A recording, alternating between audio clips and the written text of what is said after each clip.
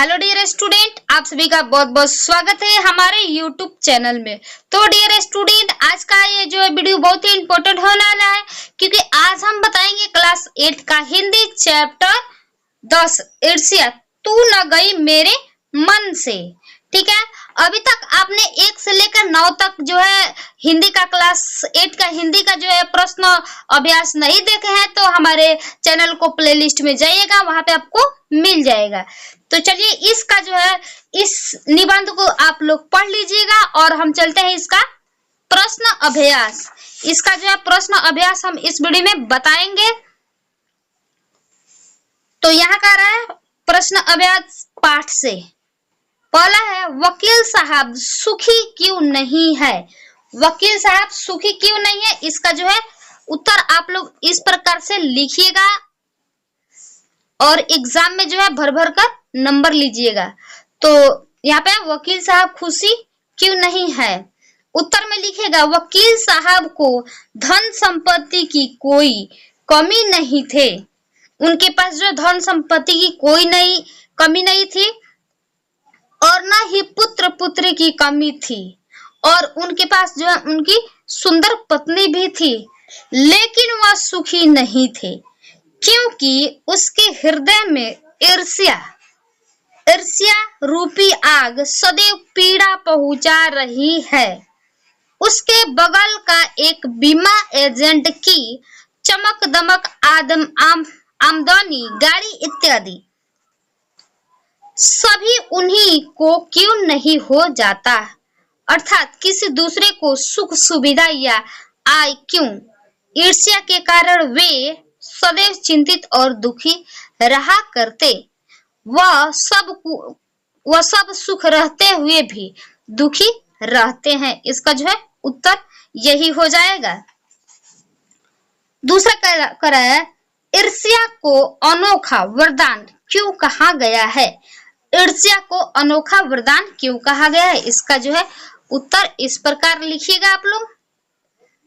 ईर्ष्या को अनोखा वरदान इसलिए कहा जाता है कि जिसके हृदय में यह अपना घर बना लेता है उसको प्राप्त सुख के आनंद से वंचित कर देता, सुख के आनंद से वंचित कर देता है।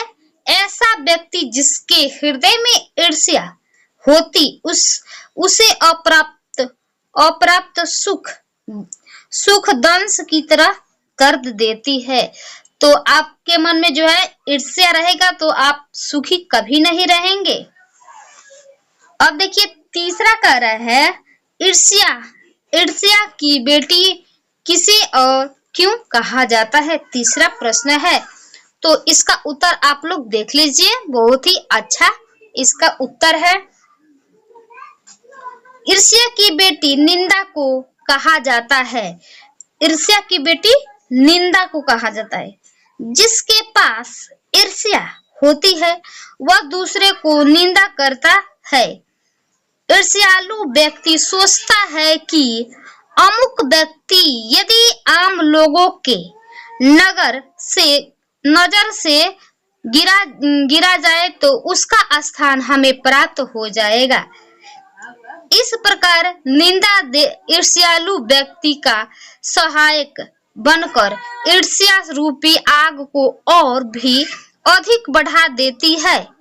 इसीलिए तो निंदा को ईर्ष्या की बेटी कहा गया है। चौथा देख लेते हैं, ईर्ष्यालु से बचने का क्या उपाय है। तो चौथा का उत्तर है इस प्रकार, ईर्ष्यालु व्यक्ति सभ्य सर्जन और निर्दोष व्यक्ति की भी निंदा करता है। ईर्ष्यालु उसे समाज में नीचा दिखाना चाहता है, तो ऐसे अवस्था में उस